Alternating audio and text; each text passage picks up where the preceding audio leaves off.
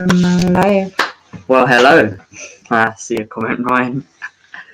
So yeah, we're just going to go over my live review of the game, and also we'll go over my player ratings. So let's get into it. So I'm going to start with the player ratings. So Edouard Mendy in goal, managed to keep a clean sheet. He played very, very well recently in the league. So I'm going to give him a 7.5 rating because he was very good, I thought. So have a 7.5. Then centre back, I'm going to go, right centre back, sorry, Aspilicueta. I think he'll be playing. Why am I doing this all the time? I keep messing up. But I think he had a decent game yesterday. Had a chance of volley, just went over the bar. It was so close. But he was going to try. I think he'll get a goal in the next game against Everton. I don't know. I just think Aspilicueta will score against Everton. I'm going to give him a 7.5. Christensen, I'm going to give him a 7.5 as well. He was probably the best out of the back three, but I'm going to give all the back three the same rating of a 7.5. Rudiger, in my opinion, was the best in the back three, with Rudiger pocketing Salah and Mane in the first half and second half. I thought Rudiger was very good in the game yesterday. Right wing back, Beast James, I'm going to give him a... what should I give Beast James? I'm going to give him a 7.4. He didn't really do as much as we thought he would do. He did a lot of good passes, but it didn't really amount to anything. Then the two centre mid, I'm going to go... Why am I doing this all the time? So with the two centre mid, Jorginho and Kante, I'm going to give Jorginho a 7.5. And I'm going to give N'Golo Kante a 8. Because they were both amazing. But I think Kante was the way better. The assist was brilliant from him. The lot of the tackles he did were clean tackles, surprisingly, because normally just goes in and receives a booking, and then he'll be like suspended for the next few games and stuff. Left wing back Chilwell, I thought he was very, very good. I'm going to give him a 7.3 for a rating because I think he was good, but he didn't do a lot of things as I thought he would do. But there you go. And then Cam Mason-Mount, I'm giving this 9.5. He was absolutely brilliant with his goal as well, and he started playing well because in his United game he wasn't really involved as I thought he would be because he just didn't really do much. But then he came up to yesterday and scored a goal. He came off like 10 minutes to go for Kovaboom, but nothing happened. I mean, after that, because Kovacic barely did anything, in my opinion. Then the other Cam, Hakim Ziyech, he was probably one of the worst players on the pitch because he wasn't really involved as much. Not saying he was bad, but he just wasn't involved as a lot as I thought he would be. So I'm going to give him a 7.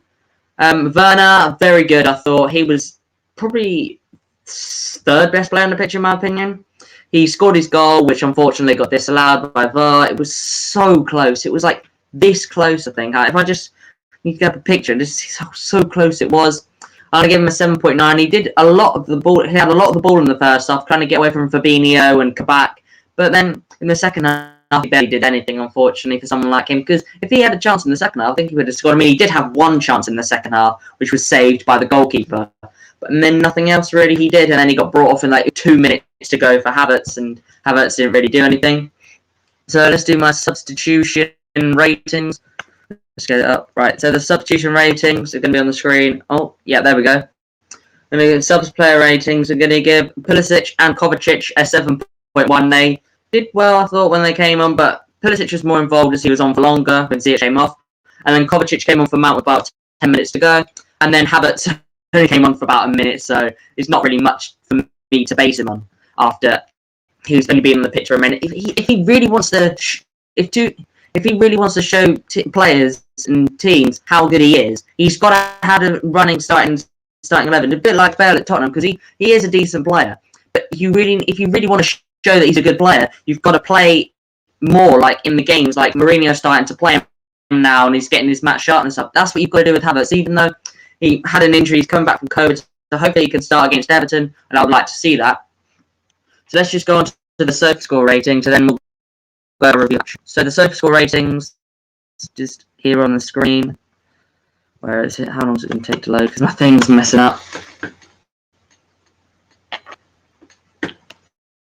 Right. Oh, it's just reloading now. Great. Definitely first. How long ever it takes to reload. There we go, it's loading back up now.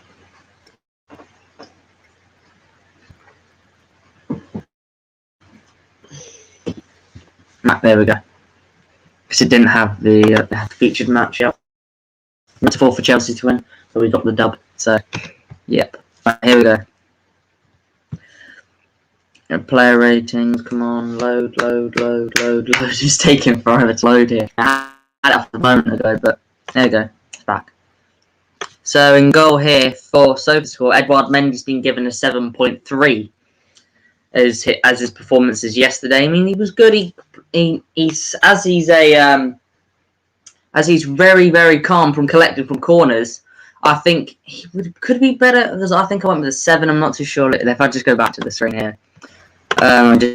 Just on the bottom, and then where did I go? I went for a 7.5. I went for a 7.5. Mendy. Probably right, but that's my opinion. And then Azpilicueta, the whole of Rudiger and Christensen got a 7.1. Really, and Azpilicueta, according to SofaScore, is way better. Wow. But I thought, Rudiger pretty pocketed Christensen for a short while of the match. He was brilliant. Then Christensen was immense. Have we found the Thiago Silva replacement? If we can play a 3 with Tuchel as manager, under Conte he was good in essential of a 3. If any other managers, so say if Tuchel gets sacked or anything, and then we still have Christensen at the club, and then he just plays in the centre of the back 3, he could be absolutely brilliantly. And you got Rudiger and Azpilicueta on the side of them. Rudiger's got a 7.1 as well. I thought it was good. He pocketed Salah and Mane, so he could have been a lot. I think they should have rated these a lot better. With the ratings that they've got here, he doesn't look good. And then Reece James has been given a 6.8, and I gave him a 7.4. I think I gave him a 7.4. All right, I'm just going to check now. Yeah, I gave him a 7.4. And he's been given a 6.8 here. And N'Golo Kante's been given a 6.9. What the hell? He was second best Chelsea player on the pitch, in my opinion. He was definitely the second best player on the pitch anyway.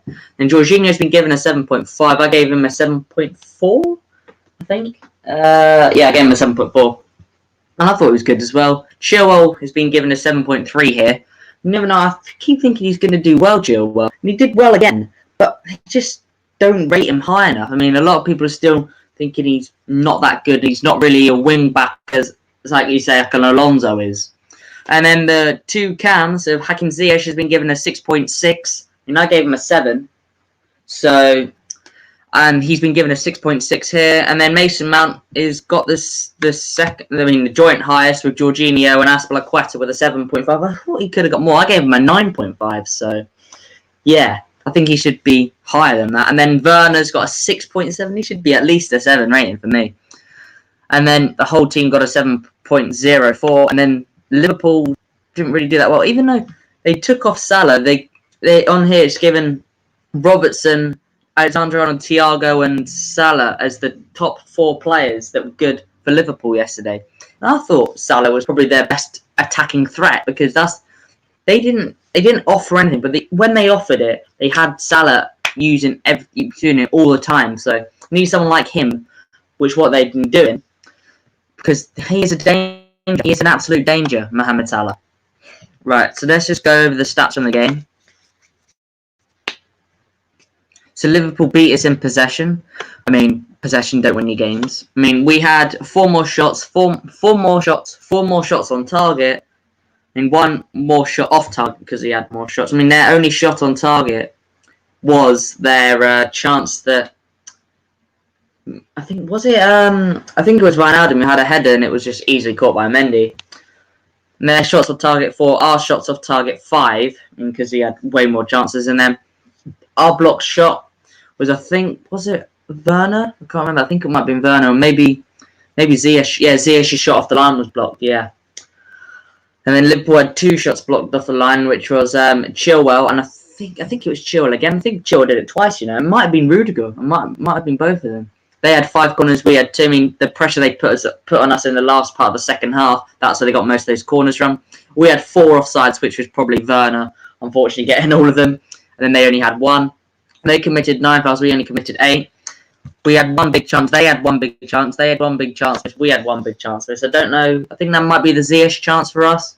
I think the Liverpool one could be the one when which one was? I think it was when Chilwell cleared off the line. Shots inside the box, we had 7. Liverpool had 4. We had more shots outside the box, and then We tested Alisson more than they tested Edouard Mendy. They made more passes by 107. They had 87% of accurate passes, and we only had 85% accurate passes. The long balls they had 59%, sorry, and we had 44% long balls. And then do we even have a cross? It says here Liverpool completed 13% of the crosses, and we completed 0% crosses. I don't get it. I mean, we had 67% dribbles, and Liverpool had 66%.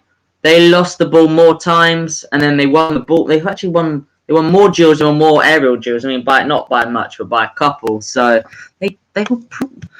According to if you looked at the stats and just didn't see the score or didn't watch the game or anything, you would think Liverpool probably could have got a goal. Right, so just to go over the Premier League table. First, Man City with 65 points. No one's going to catch them.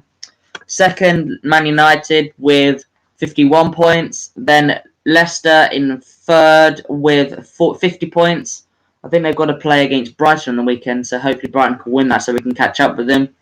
Fourth, us with 47 points. Then fifth, Everton. Luckily, we got the win yesterday because Everton would have gone above us. We were ahead of them by a point.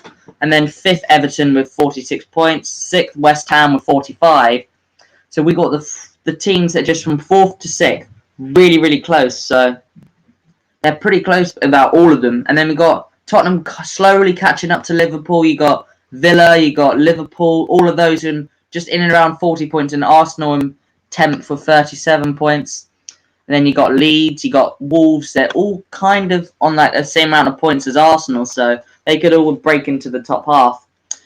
And then you got Crystal Palace, you got Southampton, Burnley, Brighton, Newcastle, just in and around the relegation battle. I mean, the teams, Sheffield United definitely go down. Even though they beat Villa, they're still definitely going down. West Brom going down as well. I think we've got to play the next. We've got to play Leeds, then we've got to play Everton, then we've got to play Leeds, then we've got to play in the FA Cup versus Sheffield United, and then we've got to play West Brom. So they could even already be relegated by then.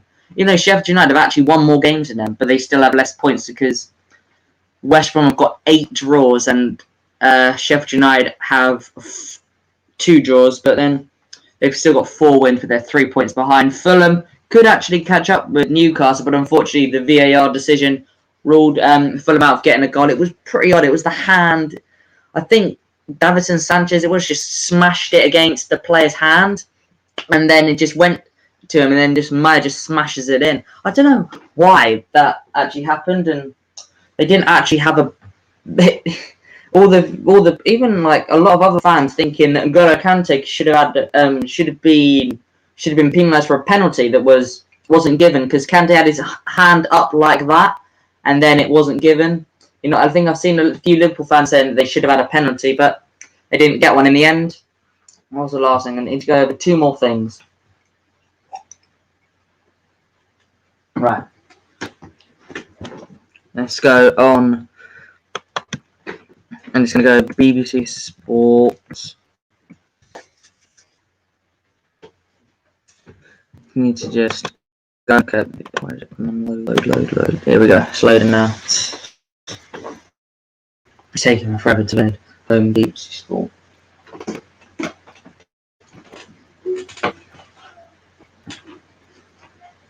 Alright, so Newcastle boss Bruce will do utmost to find leak over training ground row. Oh, there we go. There we go. It's got the what's the national? Unfortunately, it happened. No, I wanted St Albans to get promoted, but unfortunately, it wasn't happening. Accidental handball changed by law. Wow, it got changed by the laws. There's the handball thing because if it did that before the game against the Fulham game, that would have been given as a goal. They had to change it just after the game, so Fulham fans will be fuming with that. So where they gotta go? Goal scorers.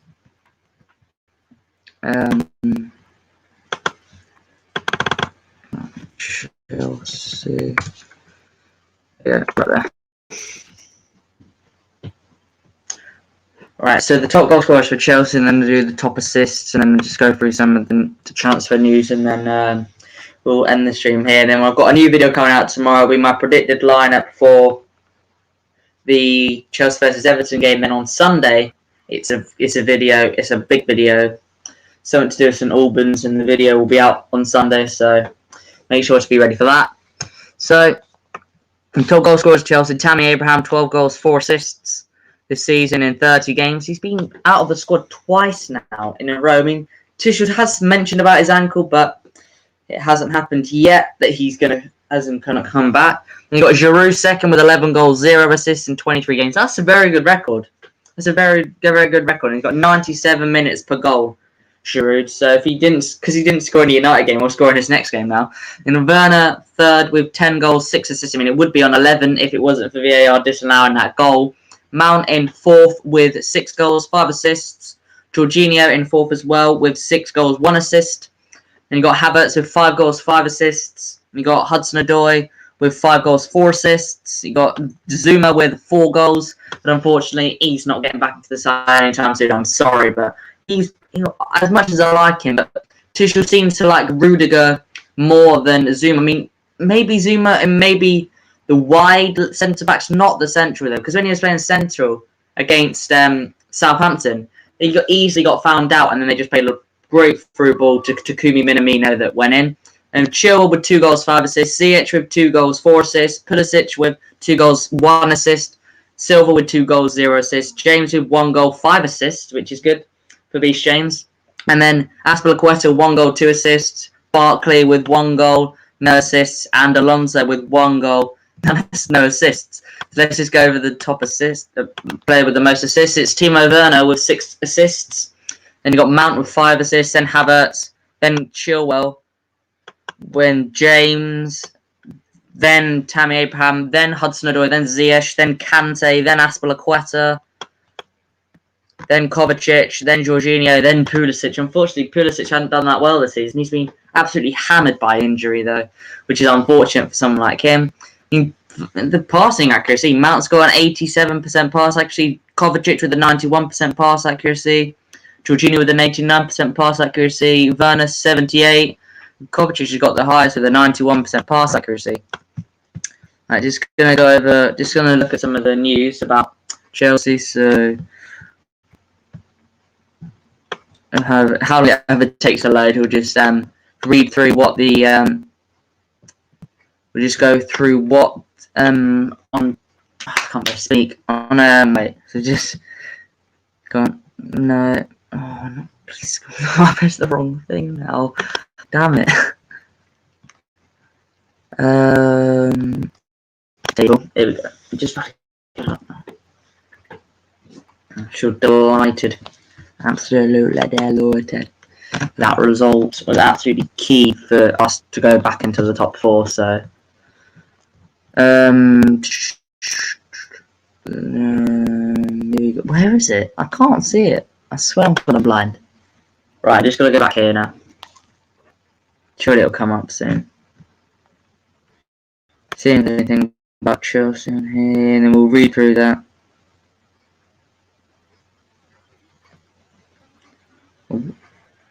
Right, nothing on here yet. Nothing. You can normally find. Oh yeah, you can. There we go. Right. Let's just go read through this, and then we'll just end the stream there. So, right. So, this is the worst run at home for Liverpool since their existence in. Can't remember how long ago it was. Alright, so Liverpool said they cannot rely on the past after Chelsea inflict 5th successive home defeat on the reigning champions for the first time in their history, leaving them battling to make the top 4. Mason Mount's superb individual strike 3 minutes before half-time gave the visitors a deserved win and extended their unbeaten run under Thomas Tuchel to 10 games. It moved us into the top 4, while Liverpool are now in 7th place in a serious dogfight for the Champions League places. The Reds, who won the title by 18 points, had gone 68 league games unbeaten. Had gone 68 games unbeaten. And we got 86. And then Robertson said, "Last season is over with. It's done." Robertson told Sky Sports, "We have nowhere been good enough to what a Liverpool team should be. We're dropping further, and is not good enough. Games are running out, and we need to put the pressure on teams below us. People will think we are down and out, but we need to get the results to show them what we are not. And at the moment, we need to do that. We can't rely on the past." So there we go. Just going to speak about Tuchel now. Tuchel's beaming smile and congratulates the Chelsea players. Will have carried an added tinge, but has he finally experienced a victory at Anfield? I mean, we haven't won at Anfield. We didn't win at Anfield since 2014 in the 14-15 season, but now we've got our first win since then. And Tuchel suffered a last-minute loss at the stadium in the Europa League quarter-finals and in the game against PSG in the Champions League. He and Chelsea were not to be denied here, though. While Liverpool will debate why they were awkward in the second half penalty, and no one could seriously question the fact that the visitors were vastly superior to the Bella-aged champions as they fall at fast pace from the last season's status. So I don't know what Klopp was doing, though, to be fair. I don't know why. Liverpool's unwanted history and the best stats. Here we go. Liverpool become the first top-flight reigning champion to lose 5 consecutive games at home. I mean, even Chelsea had a worse season than them. We got 10th place, and even we didn't do that. We didn't even go on a long losing streak. They have at home, so that's surprising. Since Thomas Tuchel has taken charge as Chelsea boss on 27th of January, only Man City have picked up more points than the Blues during his 8 Premier League games, 18. Tuchel's predecessor, Frank Lampard, took 7 points from his final 8 games in charge. And Chelsea's Edouard Mendy has kept 12 clean sheets in his last 22 Premier League starts. That's 55% of 210 goalkeepers who have start at least 10 games in the competition. He's the only goalkeeper to keep a clean sheet in more than half. Mount has scored 12 and assisted 8 goals in the Premier League for Chelsea at 22 years old and 53 days. He's the second youngest player to reach 20 goals and assists for Chelsea in the competition since their former winger, Ian Robin, did in 2004. Wow. Jeez. Right, and just set the other thing up. Liverpool's Mohamed Salah was substituted in the 62nd minute, The only time he was taken off earlier in a game at Anfield was for Chelsea against Liverpool in 2014 in the 60th minute. So that was actually pretty crazy because he got taken off in the 60th minute for Chelsea. I think it was for Willian. I can't remember. I think it was for Willian. And then I really can't remember. And then, yeah. What's next? Liverpool are at home again on Sunday. We're struggling Fulham. Fulham are doing well. We can't really call them struggling, but they're just pretty close to catch up with them. Chelsea are in action on Monday against top 4 challengers Everton against Carlo Ancelotti's Everton.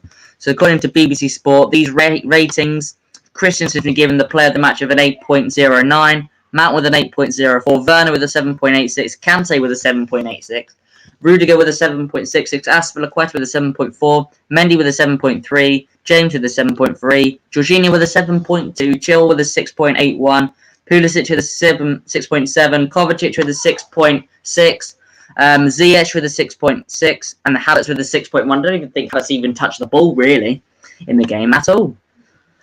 But as you saw there, Chelsea managed to get the victory and move up into 4th place when we are at home against Everton.